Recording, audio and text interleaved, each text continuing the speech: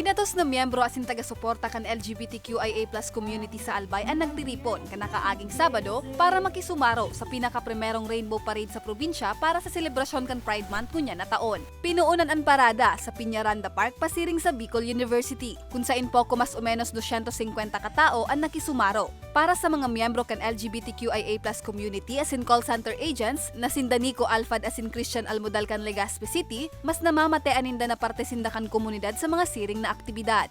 It's a good thing that we have something like this that represents everybody, no? Pride is really about everybody. It's making sure that everybody is seen.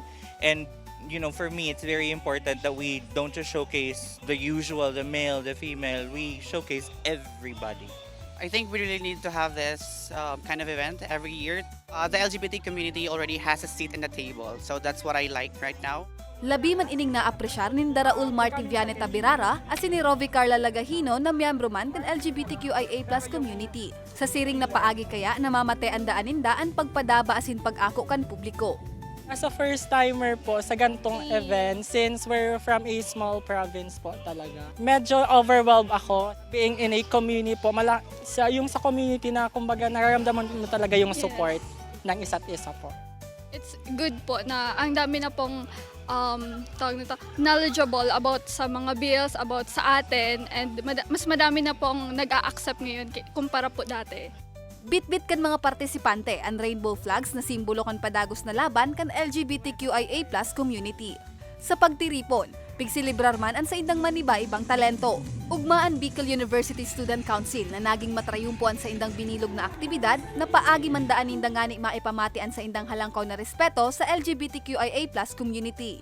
Main objective talaga nito, it's not just a celebration. It is a protest, it is a movement, it is a reminder na kailangan nating ipaglaban yung mga karapatan ng ating LGBTQIA+ community at ipaglaban yung equality, inclusivity at diversity.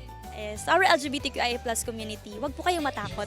Wag kayong matakot kasi kasama niyo po kami, ang University Student Council, sa patuloy na pakikipaglaban para sa mga karapatan ninyo. Hindi na sa karapatan ninyo, kundi para sa karapatan ng lahat.